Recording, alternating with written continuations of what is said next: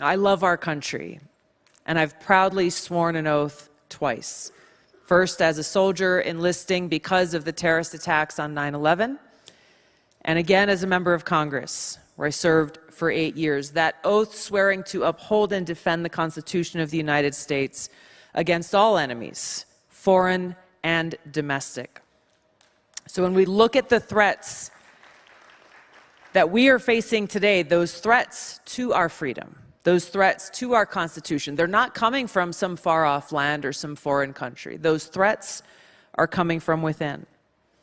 And they're coming, unfortunately, from people who do not share our love for this country, who don't share our appreciation for our God-given rights and freedoms that are enshrined in the Constitution. And so they are willing to sacrifice all of it in their ambitious and selfish hunger for power.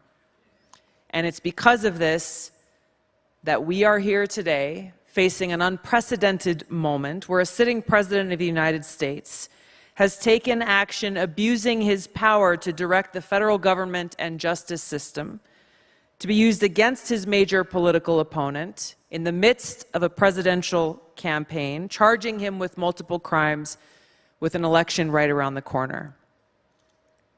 This is not something that should happen in the United States of America.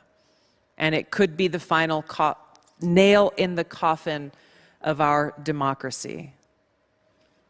Now, President Biden likes to talk to us about how he is a champion for democracy, both here in the United States and around the world. But when you look at his actions, it tells a very different story.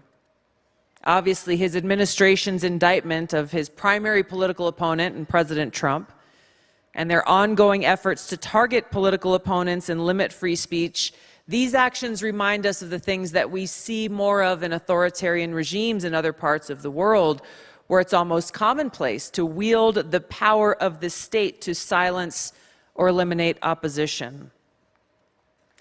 Now, we know that the heart of a functioning justice system is that if a law is going to be enforced, it needs to be enforced equally across the board. That's not what we're seeing here.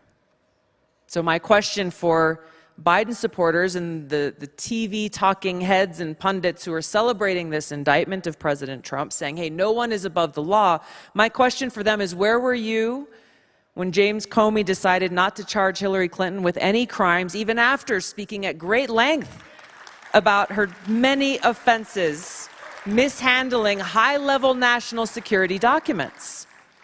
Where were your calls for accountability when President Biden himself was found to be holding classified documents in his own home and in other locations?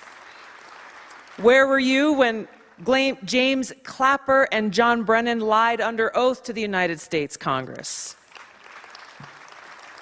And what about the accountability for the 51 senior former intelligence officials who intentionally made this baseless public statement at the behest of the Biden campaign with the specific intent of withholding information, the content of Hunter Biden's laptop, from voters, labeling it as Russian disinformation? How many times have we heard that before?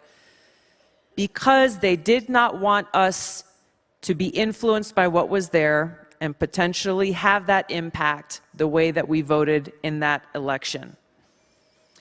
And what about accountability for the FBI, those in the FBI who knowingly spread the Russia collusion hoax to try to undermine President Trump? It is heartbreaking to stand here with you today knowing that these are just a few of the examples. This is not a complete list, but it's evidence of the arrogance and blatant disregard for the American people, the rule of law, and our democracy that those in power have. This is why these things that I'm talking about, this should not just be of concern to Republicans. This is something that should be of concern to every American who values the rule of law, who understands that it's essential for our democracy.